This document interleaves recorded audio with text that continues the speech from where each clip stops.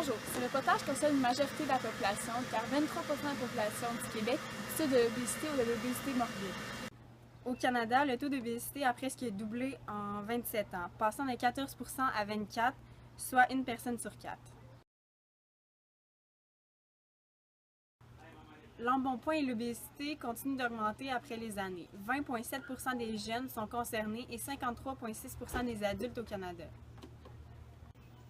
Des recherches ont démontré que l'inactivité physique constitue un grand facteur de risque de décès prématuré, de maladies chroniques et d'invalidité. De nombreux facteurs jouent un rôle sur la santé, comme les antécédents familiaux, le sexe, la culture, l'éducation, la situation d'emploi, le revenu, l'environnement, leur capacité d'adaptation et les réseaux de soutien social. Comment pouvons-nous dire qu'une personne est atteinte de l'obésité? Les obèses ont un IMC qui veut dire indice de masse corporelle de 30 kg par mètre carré et les obèses morbides ont un IMC de 40 kg par mètre carré. C'est quoi le déclic d'une personne avec un surplus de poids pour qu'enfin elle se prenne en main?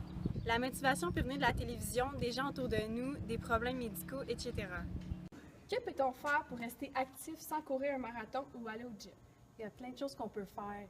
Donc, pour les jeunes, c'est sûr, au lieu de rester devant la télévision ou en avant de l'ordinateur, c'est aller prendre un match, aller courir un peu, juste pour s'amuser tant que tel avec des amis. C'est assez d'activité physique pour des adultes. Je dirais principalement la même affaire. Au lieu de toujours conduire chez vous ou au travail, allez-y faire un peu de vélo jusqu'au travail en revenant. Donc, c'est déjà un peu plus d'activité. Ou juste de prendre les marches au lieu de toujours prendre l'ascenseur. Juste ces petites affaires peuvent faire un gros changement tant que tel. OK, merci. Pour avoir un entraînement à la hauteur de nos capacités, des personnes spécialisées sont à notre disposition pour nous aider à se surpasser. Ces personnes sont aussi là pour nous conseiller à faire de bons choix, tels que bien manger, s'hydrater et dormir.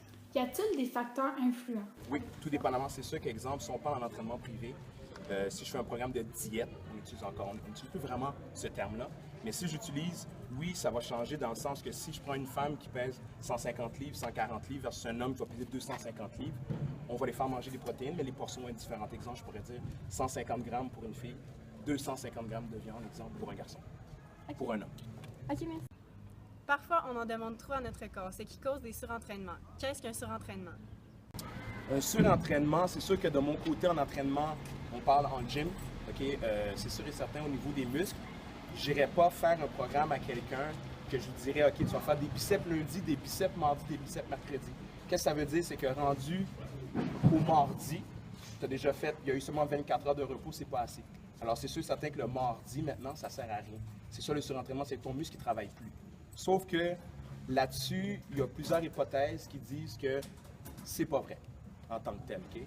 Qu'est-ce que je veux dire par là? C'est que vous jouez au soccer en tant que tel, vous faites du soccer tous les jours. Est-ce qu'on appelle ça du surentraînement? Pas nécessairement, tout dépendamment des exercices qu'on va faire. On va faire en sorte que les exercices vont être bien attribués à chaque jour. Alors, est-ce que c'est du surentraînement? Non, pas vraiment. Combien de temps par jour devrait-on bouger pour être en santé? La norme tant que telle, je veux dire, la norme, c'est l'association canadienne. Principalement, c'est 30 minutes chaque jour que vous devez faire un peu d'exercice. Donc, ça peut être soit la musculation, une marche, la course, juste 30 minutes d'être actif. C'est quoi les bienfaits de l'activité physique sur la santé? Ça améliore la santé et le bien-être, réduit le stress, renforce le cœur et les poumons, augmente le niveau d'énergie, aide à atteindre et maintenir un poids santé et favorise une philosophie de vie positive. Est-ce que vous vous considérez comme des sportifs ou des athlètes? Moi, je me considère comme une sportive parce que je pratique mon sport seulement pour me tenir en forme, pour faire de nouvelles connaissances et m'amuser.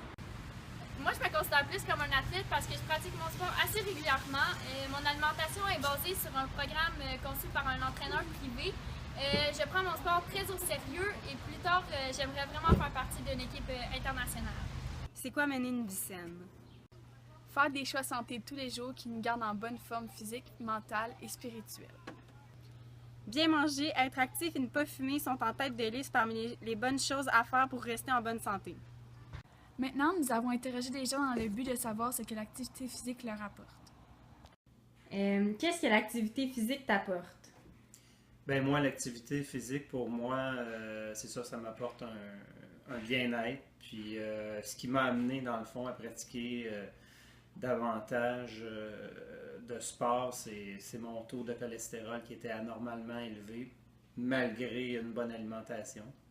Donc, c'est ça, ça a été l'élément déclencheur là, qui m'a amené à pratiquer la course à pied, le vélo, la natation. Ces 3 sports-là, pour moi, ce que j'aime, c'est repousser mes limites. Donc, c'est des sports aussi qui se pratiquent facilement. La course à pied, partout où je vais en vacances ou j'amène mes running shoes avec moi, puis je pratique la course à pied partout où je vais.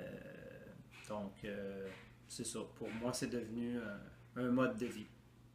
Qu'est-ce que l'activité physique t'apporte? L'activité physique, ça m'apporte à moi une bonne forme physique, autant au niveau musculaire que cardiovasculaire. De plus, ça me permet d'avoir une excellente alimentation, parce que pour bien performer dans un sport, il faut que tu aies une très bonne alimentation pour être sûr que ton corps soit toujours prêt à donner son 100%. De plus, c'est une très bonne motivation pour moi au niveau scolaire, parce que dans mon sport va lié avec mon école. Si je ne performe pas à l'école, je ne pourrais pas faire mon sport. Alors, c'est une motivation de plus pour aller à l'école, car aujourd'hui que les jeunes ont de plus en plus de la misère à aller à l'école, le décrochage augmente.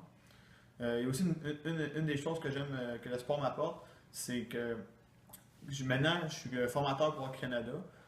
J'apprends aux plus jeunes comme aux plus vieux plusieurs techniques de base ou plus avancées pour les aider à performer dans leur sport. Tant que moi, j'ai une excellente base du sport dans lequel j'ai joué élite et 3A, même en ce moment junior. Alors, ça me permet de montrer aux gens ce que j'ai appris pour être sûr qu'ils performent le plus possible dans leur sport. Alors, pour moi, le sport, c'est vraiment autant un loisir pour regarder une forme physique que aussi, ça peut être une manière de permettre aux gens de mieux se développer en étant un formateur. Ok, merci.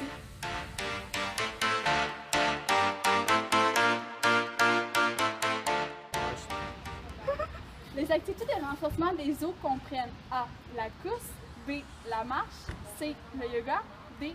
Toutes ces réponses. Le yoga.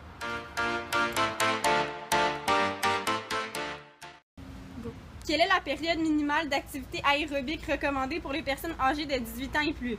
A. 6 heures par semaine, B. 2,5 heures par semaine, C. 1 heure par jour, D. 4 heures par semaine. Je dirais 1 heure par jour.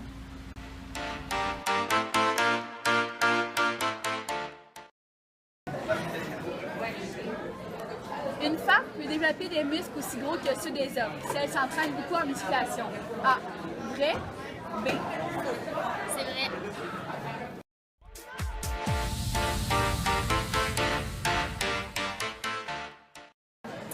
Si je m'entraîne régulièrement, je peux manger tout ce que je désire. A. Vrai. B. Faux.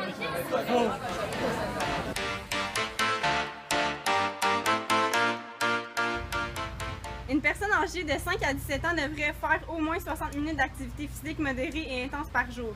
A. Vrai, B. Faux. Je dirais A.